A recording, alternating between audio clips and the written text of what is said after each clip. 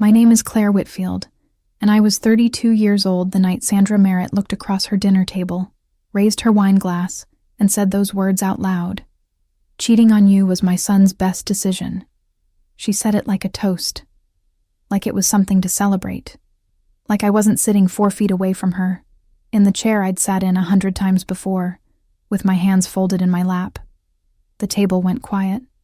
8 people, Sandra's sister, Ryan's cousin, 2 of Sandra's friends from her garden club. They all looked at me, waiting. I didn't cry. I didn't raise my voice. I didn't throw my glass. I smiled. Then I reached for my phone, unlocked the screen, and made a call.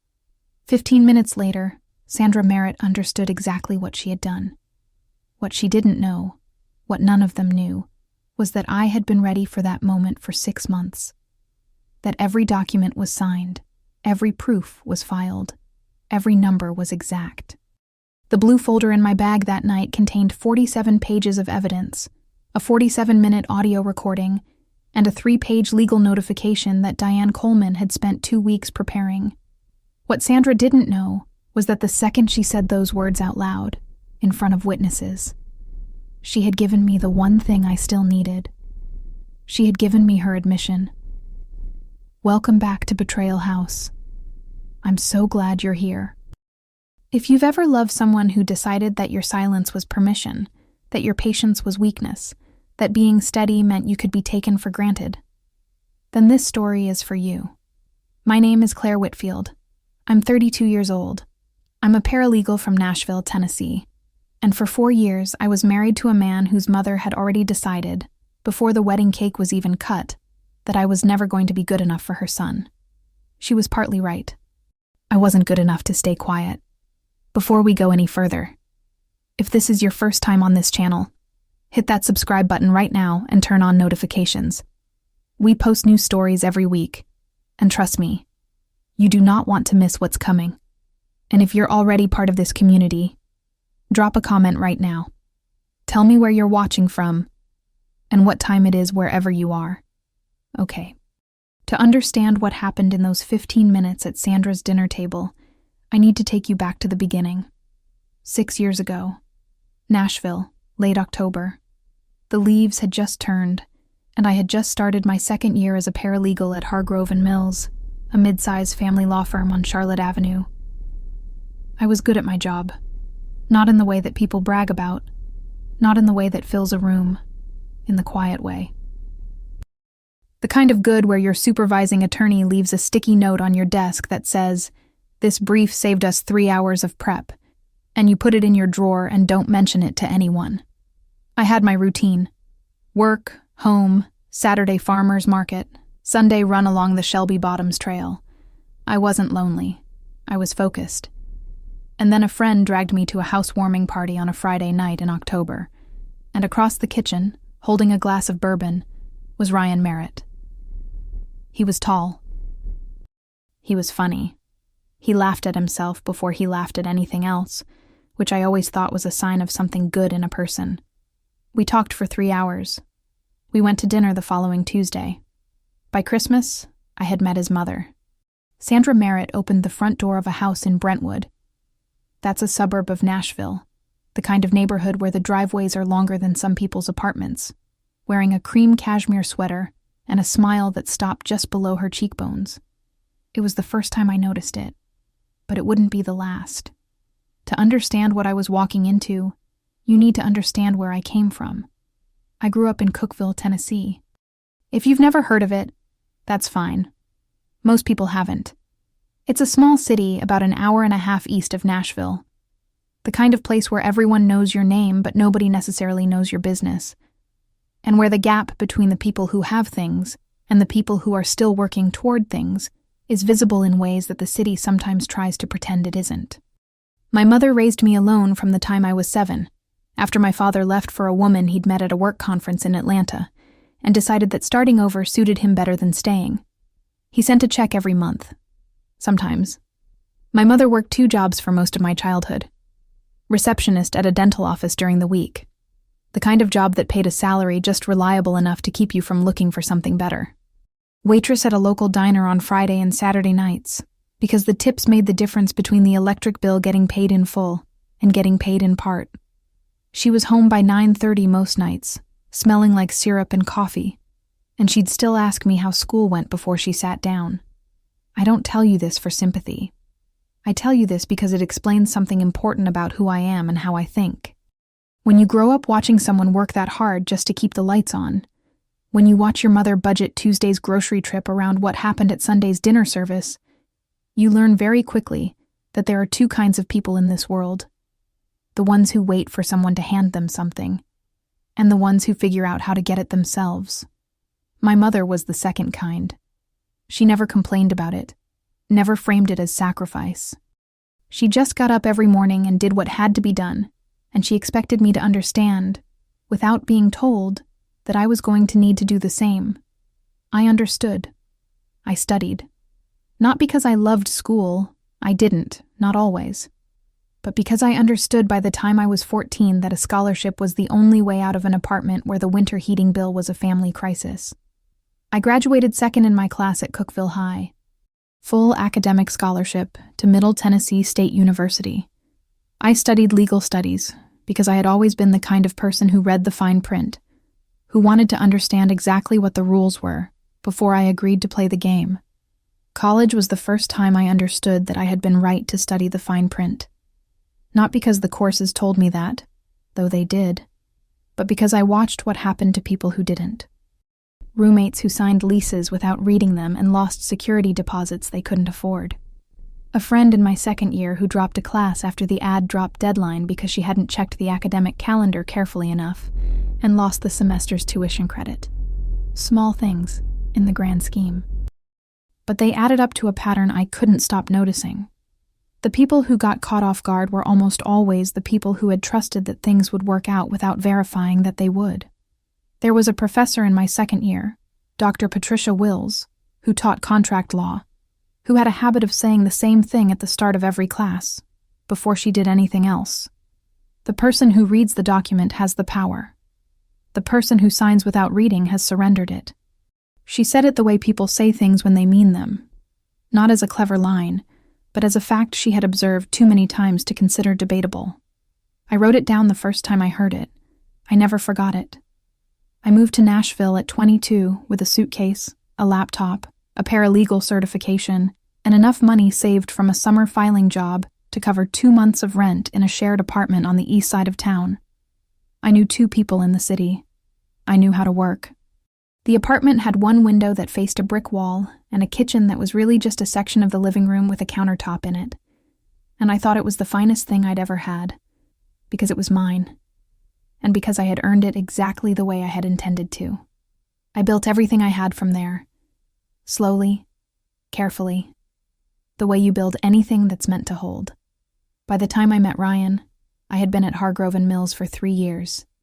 I had a good salary, a savings account I'd been feeding since my first paycheck, and a 1-bedroom apartment in East Nashville that I'd furnished piece by piece, buying things only when I found something I actually liked. Nothing matched perfectly. All of it was mine. The Merritts were something else entirely. Sandra Merritt had married into the family business, Merritt Construction, founded by Ryan's grandfather in 1974. By the time I came along, the company was doing solid mid-range commercial work. Nothing flashy, but the kind of steady business that had bought Sandra her Brentwood house and her cashmere sweaters and her membership at the Right Country Club and her very particular way of moving through a room as though the room had been arranged for her benefit. She had one son, Ryan, and she had spent 34 years making sure he understood, in 100 small ways, that he deserved the best of everything, and that it was simply a matter of waiting for the world to confirm what she already knew. That first Christmas dinner, Sandra was gracious in the way that people are gracious when they want you to feel welcome without actually making you feel welcome. She poured the wine. She complimented my earrings. She asked Ryan to tell everyone about the new contract they'd just landed, as though I hadn't come with him, as though I weren't sitting right there. And then, somewhere between the salad and the main course, she looked at me across the table and asked, in a perfectly pleasant voice, "So, Claire, where did you go to school?" I told her. Middle Tennessee State. She nodded slowly, the way you nod when someone tells you something exactly as disappointing as you expected. She said. Regional. Nothing else. Just that one word. And then she turned to her sister and started talking about a trip they were planning to Savannah. Ryan squeezed my hand under the table. I squeezed back, but I filed that moment away. I file everything away. It's what I do. Over the next several months, I watched Sandra operate with the precision of someone who had spent decades getting exactly what she wanted by making other people feel like they wanted it too. She never shouted. She never said anything that could be directly quoted back at her and labeled unkind. She simply created an atmosphere in which certain things were understood without ever being stated. That Claire was temporary, that Ryan deserved better, that the Merritt family had a particular kind of woman in mind for Ryan's life, and I was not her. She said it in the things she didn't include me in. The family conversations about the business that happened around me as though I were furniture. The holiday traditions explained to me each year as though I were a guest who might not be back the next. The way she referred to Ryan's college girlfriend, a woman he had dated for 2 years, a decade ago, by first name, casually, in sentences that didn't require her to be mentioned at all. I noticed all of it. I said nothing. Because I was in love with Ryan. And because I had grown up learning to be patient. And because somewhere, beneath the patience, I had also learned something else. You don't fight the ground you're standing on. You study it. You understand it. You make sure that when the moment comes, you know exactly where everything is. Ryan proposed in April. We'd been together for almost 2 years. He did it at home. Our home, technically, which was still my apartment, because he had quietly moved in 6 months after we started dating without us ever having a formal conversation about it. He cooked dinner, which he was genuinely good at, and he put the ring on the edge of my wine glass and looked at me like I was the only thing in the room. I said yes. I meant it. 2 days later, I called Diane Coleman. Diane was a senior attorney at Hargrove and Mills, family law, 12 years of practice, the kind of lawyer who had seen every version of every situation and had long since stopped being surprised by any of them. She was also, after 3 years of working alongside each other, something close to a friend, the kind you can call with a real problem and trust that she'll skip straight to what's useful. I told her I was engaged. She congratulated me warmly. Then, I told her I wanted to talk about a prenuptial agreement. Some people hear that word and flinch, like it means you're planning for failure, like you don't trust the person you're marrying, like you're holding something back before you've even started. That's not how I thought about it. I had spent 3 years at a family law firm.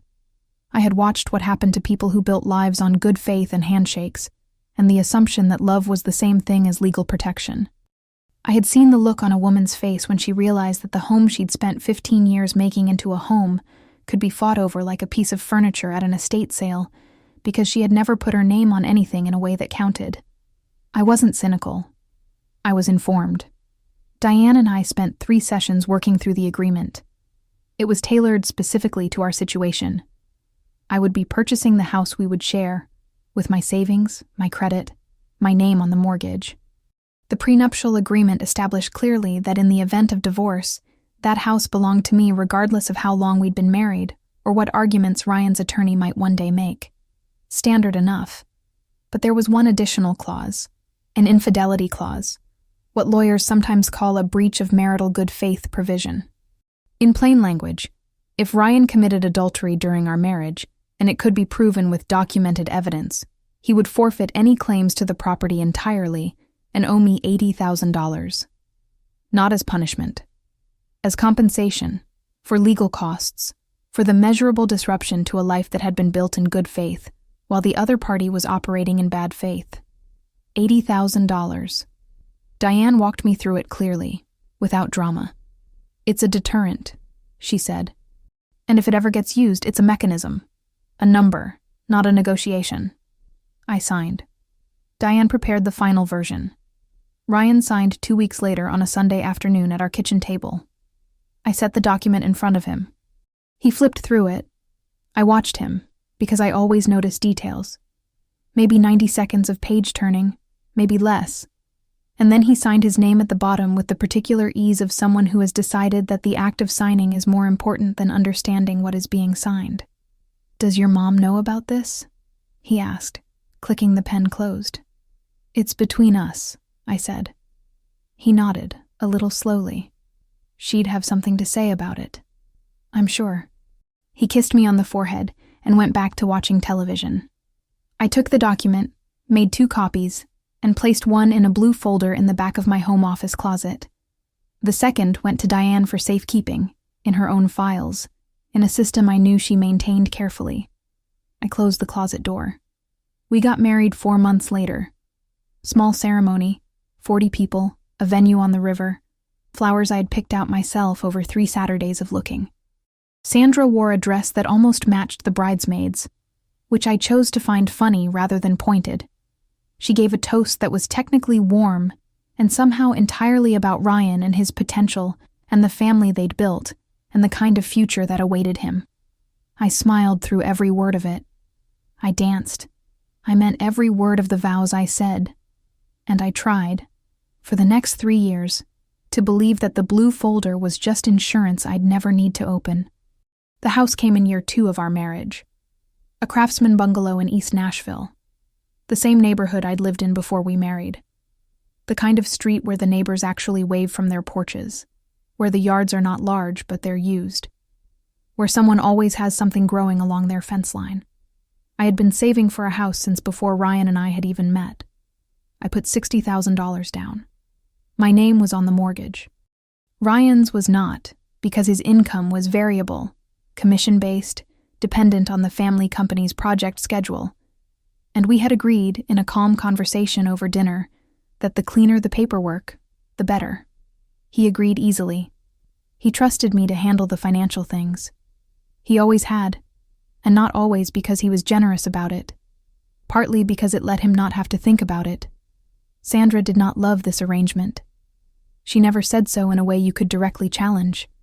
But over the months after we moved in, she managed to mention, in 3 separate conversations, each one casual, each one technically about something else, that in her day, a family home was something a husband and wife built together, not something that one person purchased and the other moved into. I refilled her wine glass and changed the subject every time. There was one Sunday in particular, about 8 months after we moved in, that I've thought about often since. Sandra was at the house for dinner, the way she was every week, and she was standing in the kitchen with me while I finished making the salad. She looked around the room. At the countertops I'd chosen, the pendant lights I'd installed with the help of a YouTube tutorial and a neighbor who knew electrical. The herbs growing in the small pots along the windowsill above the sink, which I had planted in the spring because I liked having fresh things in reach when I cooked. "It's very you," Sandra said. Not warmly, observationally. The way you'd describe a hotel room that was clean, but not quite to your taste. "Thank you," I said. She picked up her wine glass. "Ryan always loved a more traditional aesthetic." I kept chopping. "He grew up in a home with real furniture," she said. "Pieces with history. This is all very modern."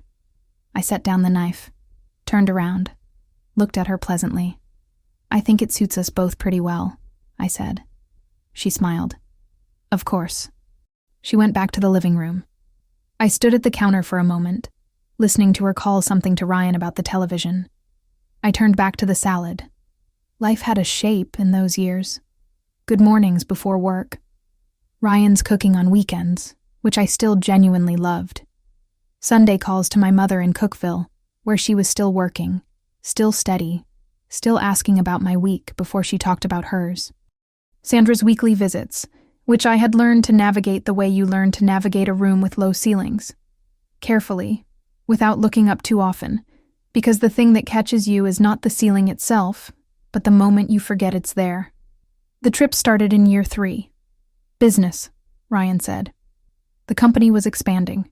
Commercial builds in Memphis, a new contractor relationship in Knoxville, a conference in Atlanta that came up suddenly.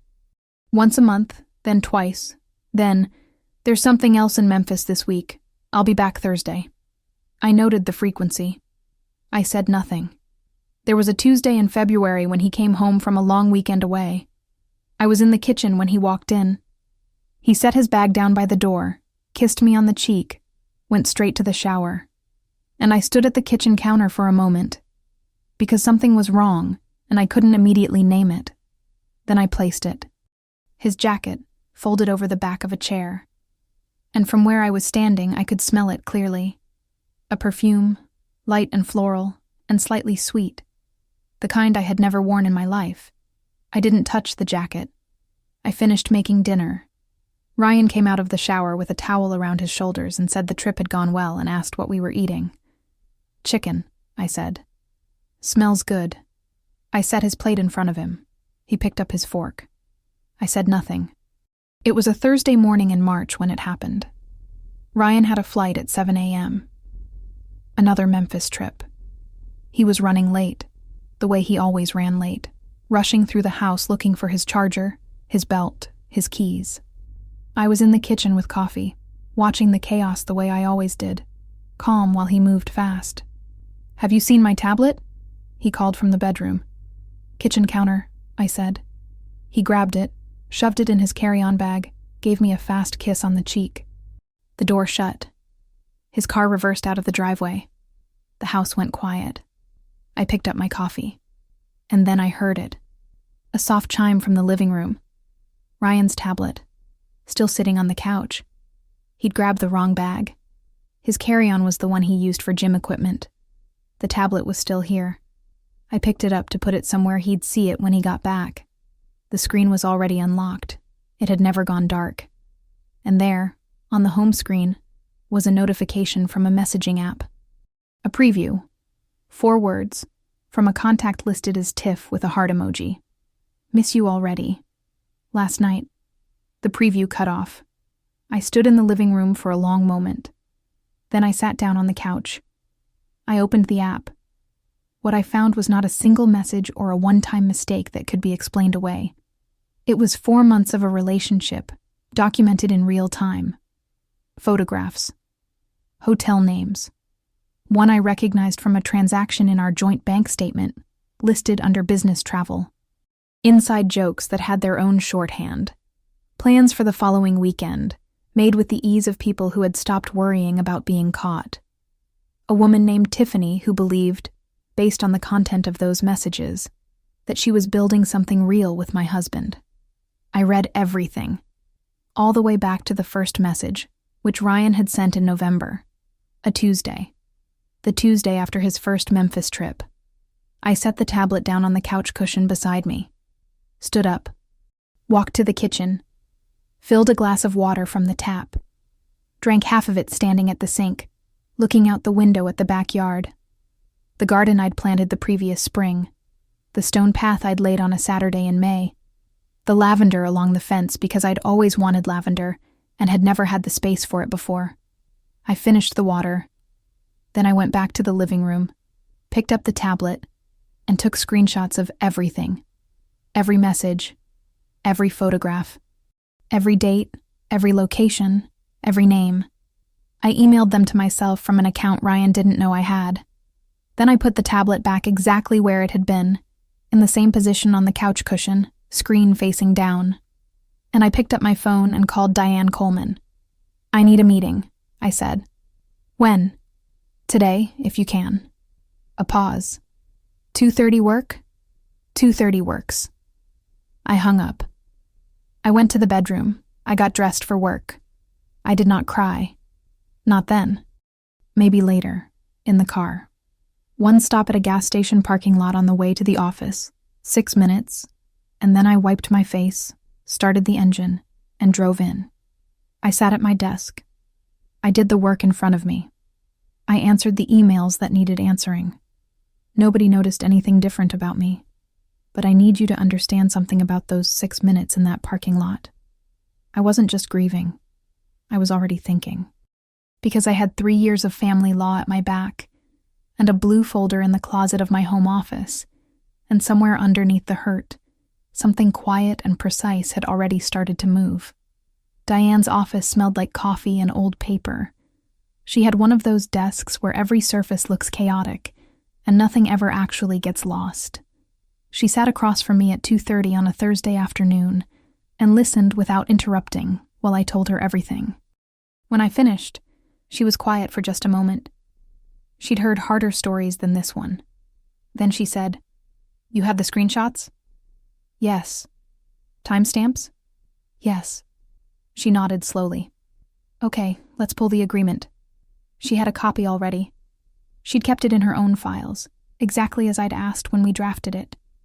She laid it on the desk between us and we went through it together, the way we went through every document at Hargrove and Mills, methodically, clause by clause, without rushing. The infidelity provision was exactly as I remembered it. Documented adultery activated 2 consequences. The house reverted entirely to me, with no contestation rights for Ryan, and he owed me $80,000 within 90 days of legal notification.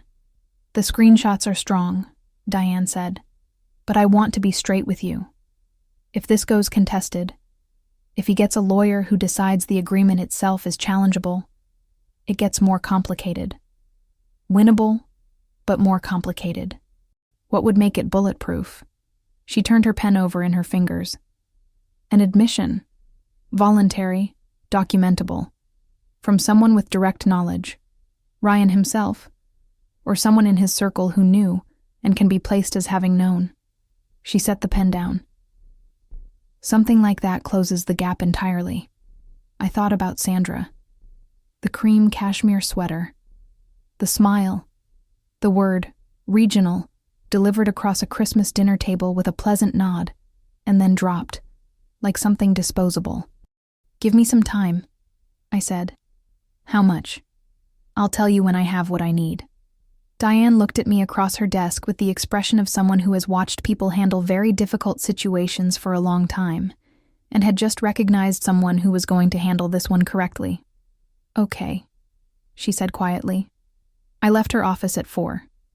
On the drive home, I stopped at an office supply store. Bought a folder. Blue. The next 6 weeks, I worked 2 jobs. During the day, I was at Hargrove and Mills. I drafted motions, reviewed contracts, handled correspondence. I was good at it. I kept my head down. Nobody noticed anything different about me, which was exactly the point. At night, I built a case.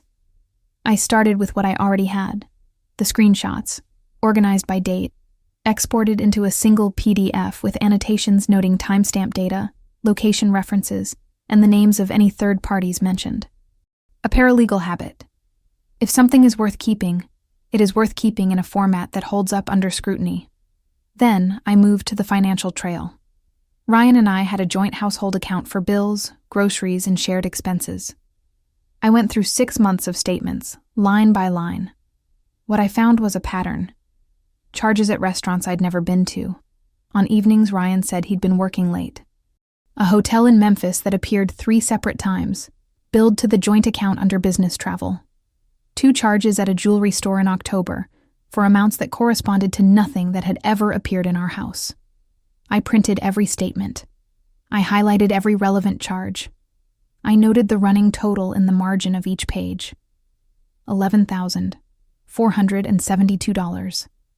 Taken from money we both contributed to, spent on something I was never supposed to know about. But the most significant discovery came by accident. Ryan's tablet, which he had retrieved without apparently noticing anything unusual, was still synced to a shared cloud account we'd set up early in our marriage, for calendars and photo storage. I had forgotten it existed entirely until one Thursday evening, when I opened my own phone and saw a new file appear in the shared folder. An automatic backup. Ryan's messages, all of them, synchronized because he had never changed the account settings after we married. I went through everything again. And in November, 3 months before I'd found the tablet on the couch, I found a text exchange between Ryan and a number saved in his phone as Mom. Ryan, she's been quieter lately. I can't tell if something's off. Sandra's reply, 4 minutes later. You're imagining it. Claire isn't the type to make waves. Just be discreet. She's always buried in that job of hers. She doesn't notice anything outside of work. Ryan. You're sure? Sandra. I've known that girl for 4 years. She doesn't have it in her. I read that exchange 3 times. Then I screenshotted it, saved it, added it to the PDF. The document was now 47 pages.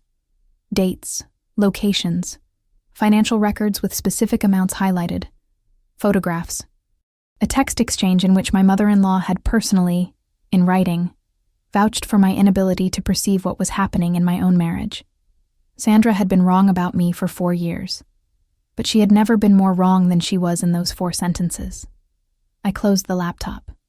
I went to the kitchen, made a cup of tea, and stood at the window looking out at the backyard, the garden, the stone path, everything I had built, in a place I had chosen, that belonged entirely to me.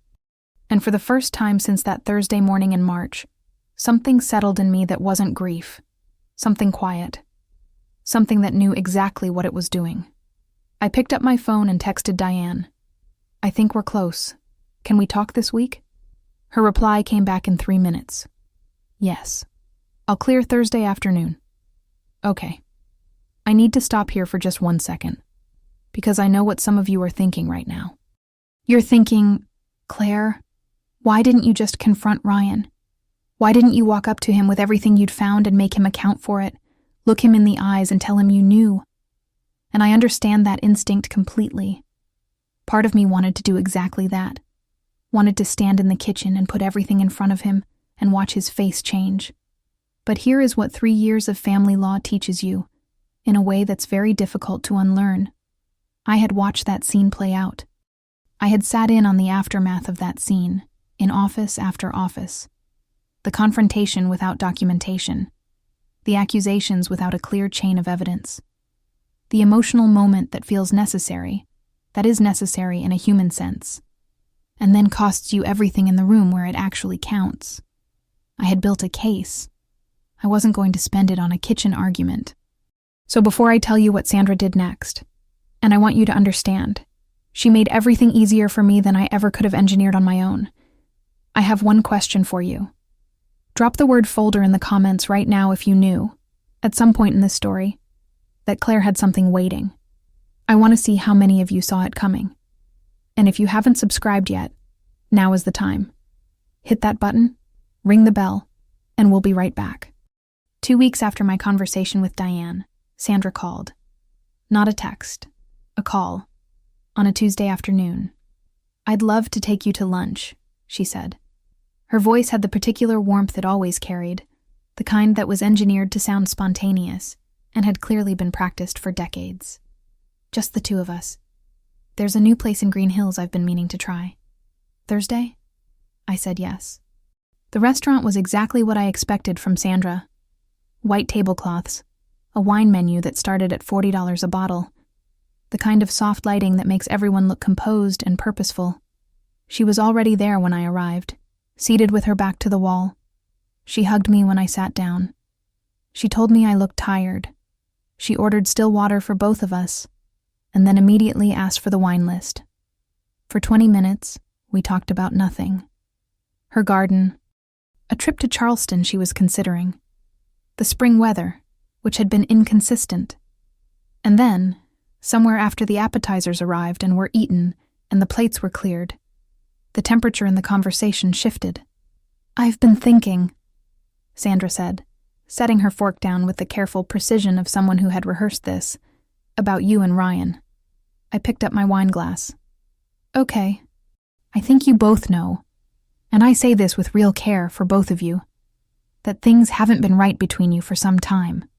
She held my gaze steadily, and I think the kind thing, for everyone involved, would be to address that before it gets any more complicated than it needs to be.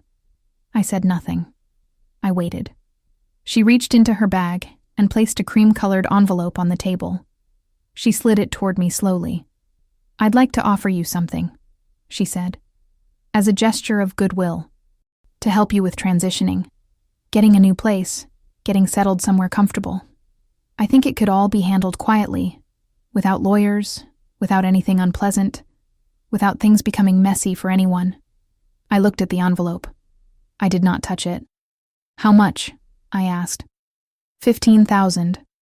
I looked up at her. "Ryan deserves to be happy," she said. "And so do you. But I think you know, somewhere underneath everything, that you were never quite the right fit for this family. It's not a criticism of you. It's just an honest observation. Some things work, and some things don't." She tilted her head slightly. "You're a smart woman, Claire. You understand how the world works. I've always respected that about you." That last sentence, "I've always respected that about you," might have been the most patronizing thing she had ever said to me, which was an achievement. "I appreciate you being honest with me," I said. She smiled. A real one, almost. The closest to an unguarded expression I had ever seen from her. Because she thought she'd won something at that table. "I always did like you, you know," she said. "Sandra," I said, "would you excuse me for a moment? I need to use the restroom." I took my purse with me. In the single-stall bathroom at the back of the restaurant, I opened my phone. The voice memo I had started recording the moment I sat down across from her was at 41 minutes and 9 seconds. I saved it, sent a copy to my own email address, put the phone in my bag, went back to the table. We had dessert. She told me to take some time before I responded to the offer, that there was no rush. I told her I would. We hugged in the parking lot. She drove away first. I sat in my car. Tennessee follows the federal standard on recording consent. One party to a conversation can legally record it without informing the other parties. I was a party to that conversation. The recording was entirely legal. 47 minutes and 23 seconds of Sandra Merritt, across a white tablecloth in Green Hills, explaining to my face why I should accept $15,000 and quietly leave her son's life. I drove home, transferred the file to my laptop, labeled it with the date and location, and added it to the blue folder. 53 pages and 1 audio recording. I called Diane that evening. "I have everything," I said. "Define everything." "Everything." A pause. I could hear her setting something down on her desk. "Okay," she said. "Give me 2 weeks to build the notification package. I already know the date I want to use." "Tell me," I told her.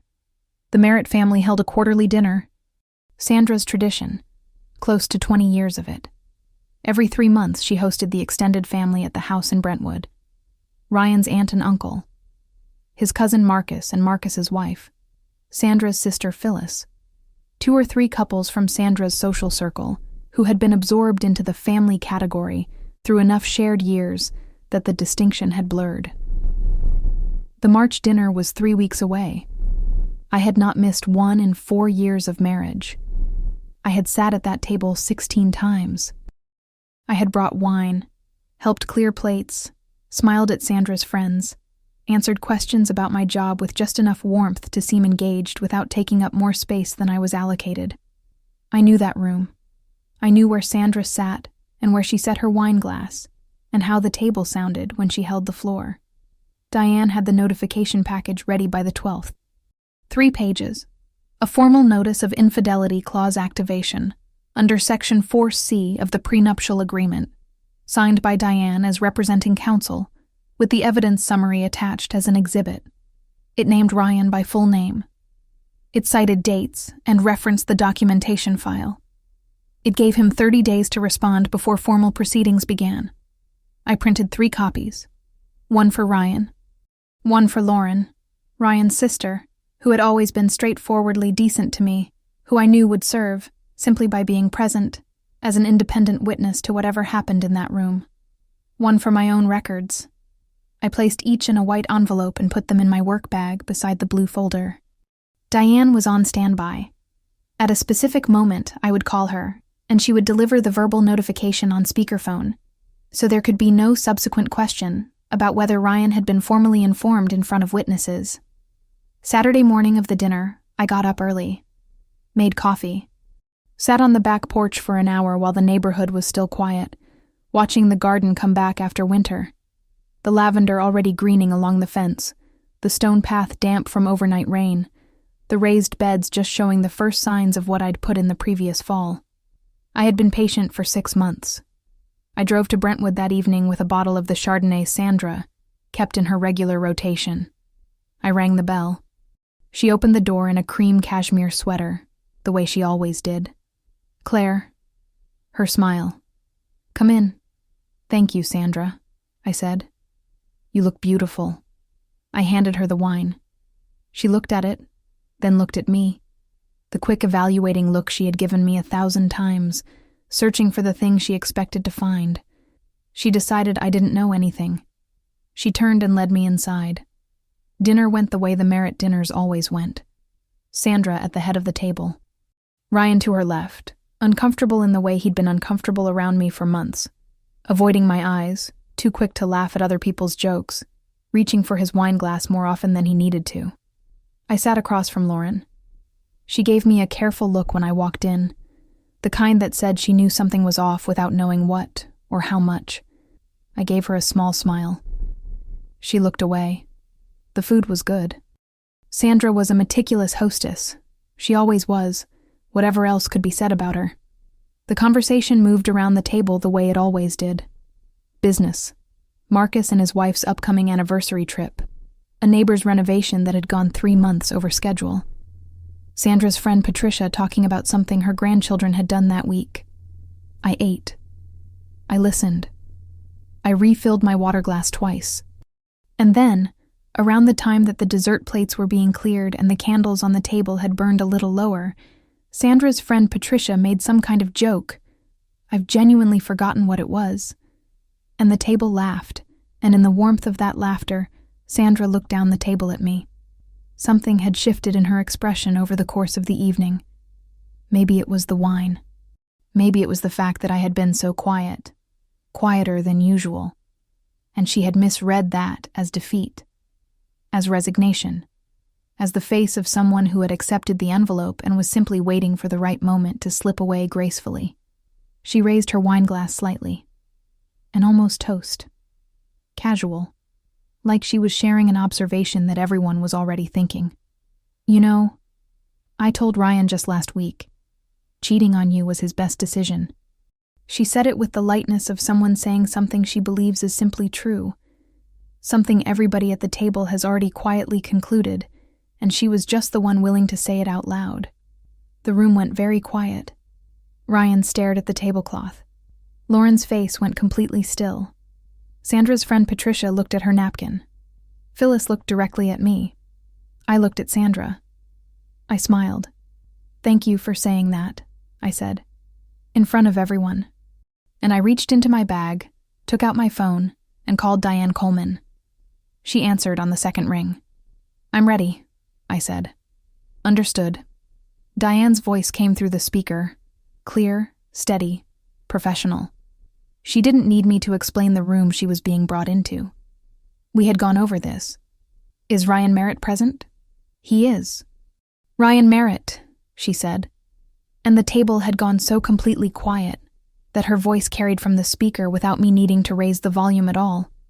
"This is Diane Coleman of Hargrove and Mills, acting as legal counsel for Claire Whitfield. I'm calling to formally notify you that Claire is activating the infidelity clause under Section 4C of your prenuptial agreement, dated June 14th. You will receive written documentation of this notification this evening. You have 30 days to respond before this matter proceeds to formal legal action. Do you understand?" Ryan's face had gone the color of chalk. "Ryan," Diane said, when he didn't answer.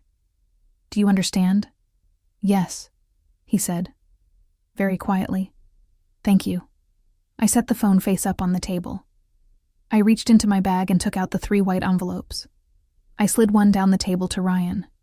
I placed one in front of Lauren, who took it with both hands, slowly, the way you take something you already know is going to matter. I kept one. "Section 4C, I said, in the clearest voice I had, to the room, states that in the event of documented marital infidelity, the property at our address reverts entirely to my sole ownership with no contestation rights. And Ryan owes me $80,000 in compensatory damages, payable within 90 days of legal notification." I let that land. $80,000 is a mechanism, I said, not a punishment. That's what Diane told me when we drafted the clause. It compensates for legal costs, for the measurable disruption to a life that was built in good faith, while the other party was operating in bad faith. The room was still, completely still. The candles were the only thing moving. The documentation file includes 6 months of time-stamped records, financial statements showing $11,000 in joint marital funds directed toward the affair, and a 47-minute audio recording of a conversation at a restaurant in Green Hills, in which someone with direct prior knowledge of the infidelity offered me $15,000 to quietly go away. I looked at Sandra. She had set her wine glass down. "That recording," I said, "is part of the evidence file. For the first time in 4 years, possibly for the first time in Sandra Merritt's adult life, I watched something unguarded move across her face. Not her usual controlled expression, not the managed warmth or the elegant disappointment. Something that had not been prepared. Genuine surprise. She had looked at me across 100 tables and decided, every single time, that she knew exactly what kind of woman I was. Nobody spoke. Marcus's wife was looking at her hands. Sandra's sister Phyllis had set her fork down with the careful quietness of someone who is trying very hard not to draw attention to herself. Patricia, who had laughed freely 20 minutes earlier, was now studying the middle distance with tremendous focus.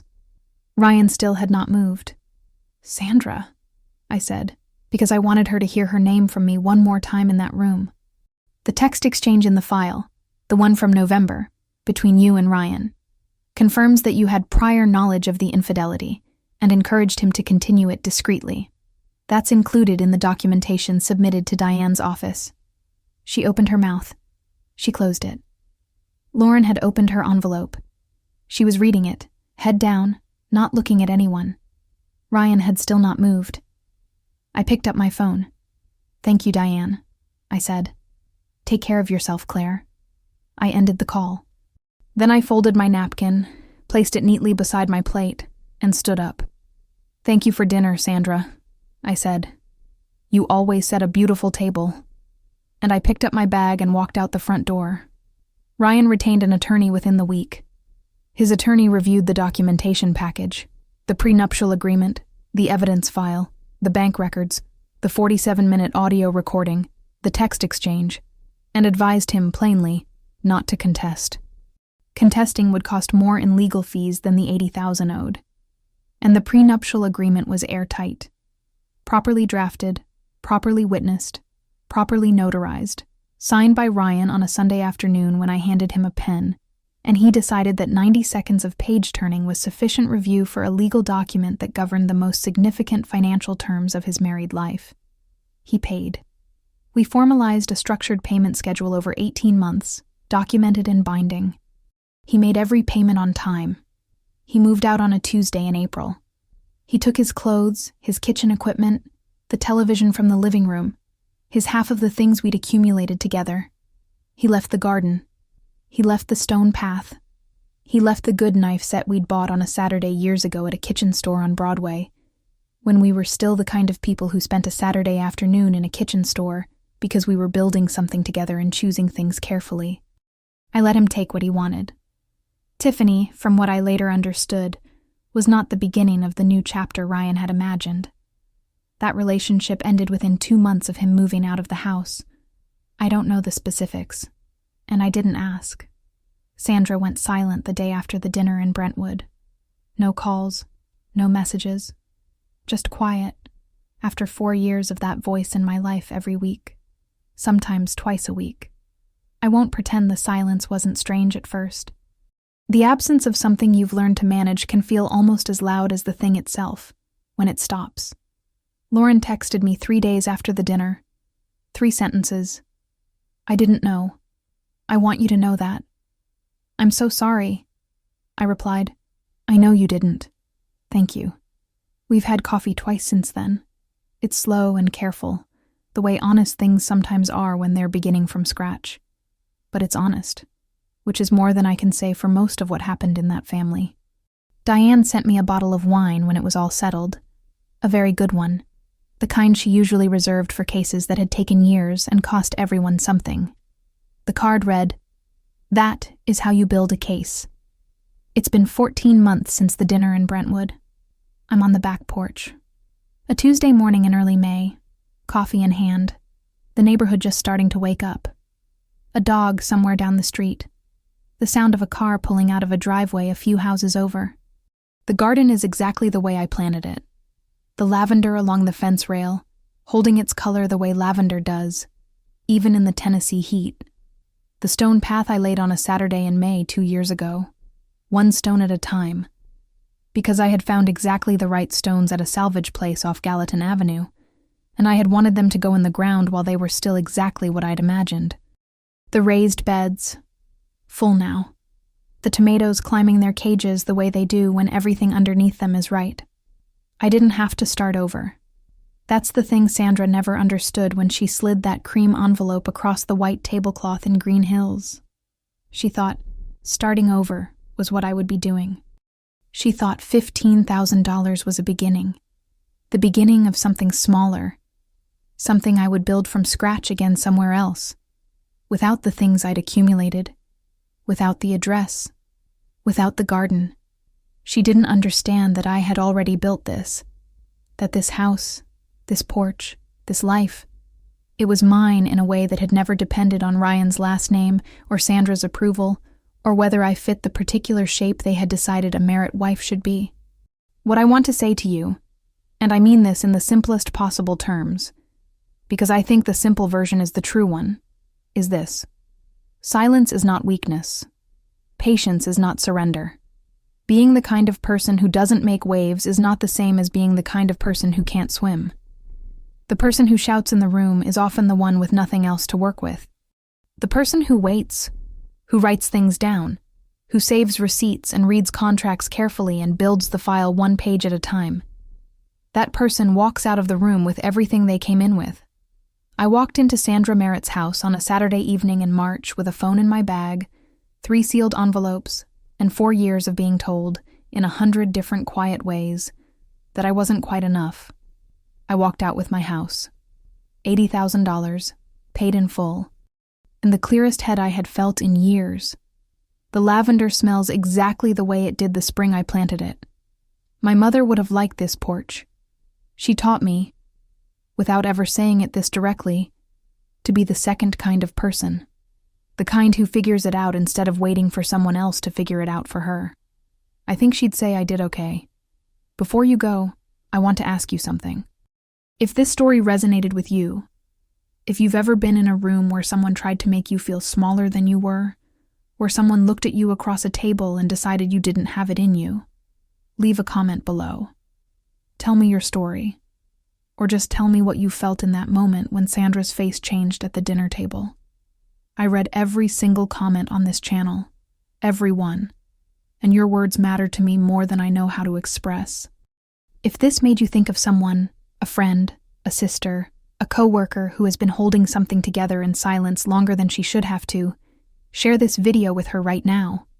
Sometimes the most useful thing we can offer someone is simply evidence that patience is a strategy, not a flaw. That being quiet is not the same as being powerless. That documents don't shout.